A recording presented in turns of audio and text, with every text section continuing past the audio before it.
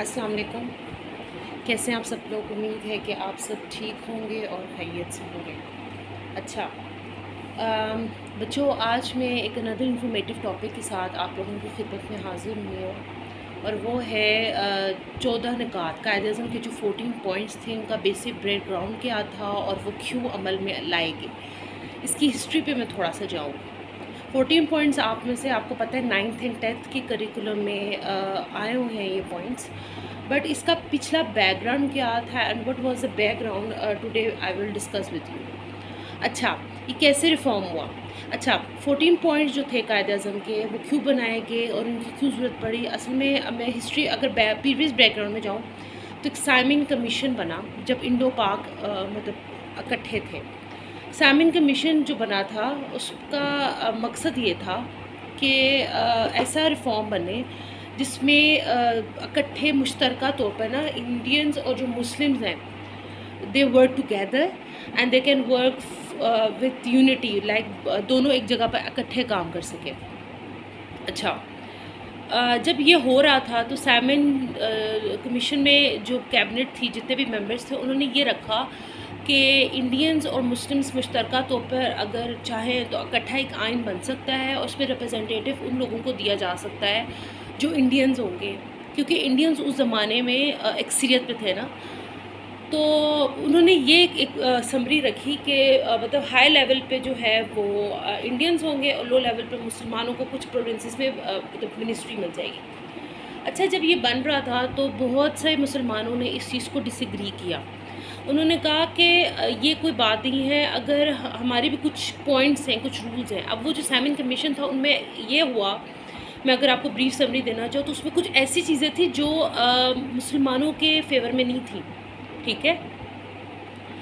उसमें ज़्यादातर जो चीज़ें थी it was written in the favour of Indians, not for Muslims. मतलब मुस्लिम्स के लिए बस कुछ चीज़ों को ही बेनिफिट दिया गया। ज़ाहिर बात है, ये मैं आप लोगों को पहले भी बता चुकी हूँ और if you are reading about in Pakistan studies तो आपने ये देखा होगा कि ज़्यादातर जो उस वक्त इंडो पाक के रिलेशंस में यूनिटी में सबसे ज़्यादा जो मेजॉरिटी में लोग थे वो इंडियंस थे और ब्रिटिशर्स थे। अच्छा, फिर क्या हुआ?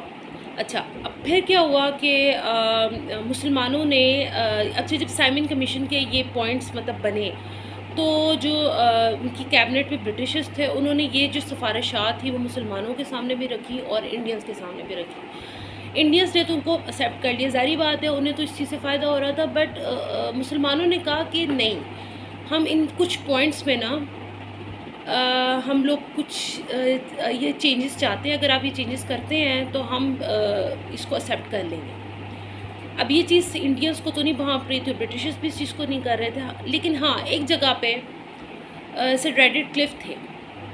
उन्होंने कहा कि ठीक है, हम ऐसा करते हैं कि आपको थोड़ा सा राइट देते हैं। अब ये चीज़ जो थी मुसलमानों को इस सेंस में दे दी कि वो भी, उनका भी एक राइट है, उनका कलेक्टिवली राइट है कि वो इस चीज़ को कर सकें। अब क्या हुआ उसके बाद? फिर ये हुआ कि कायदे-ए-आज़म को ये एक अथॉरिटी मुस्लिम लीग में एक ये दी देगी कि वो कॉन्स्टिट्यूशन बनाएं एंड कॉन्स्टिट्यूशंस में वो पॉइंट्स रखें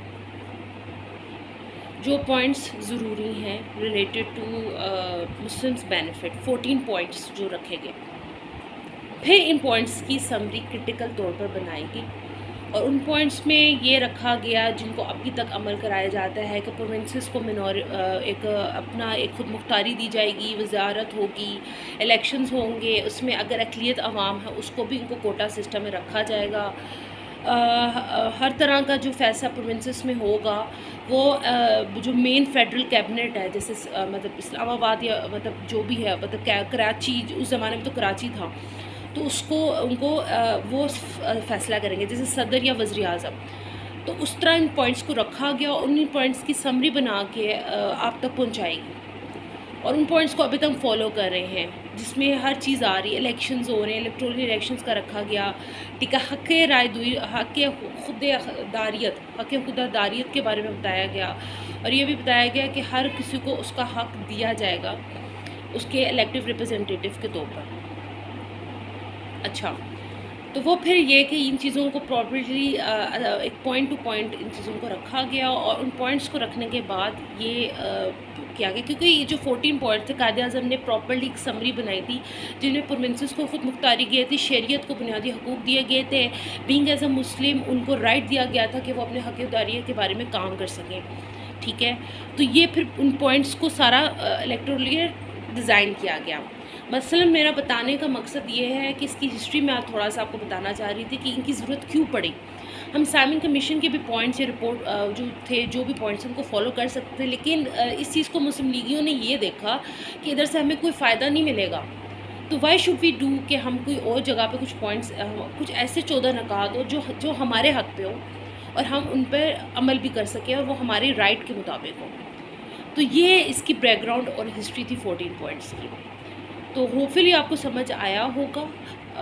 तो उम्मीद करती हूँ कि इसको आपको क्लियर हुआ होगा, क्योंकि अक्सर ये क्वेश्चन जो है वो पेपर में आता है related to the history, related to the topic.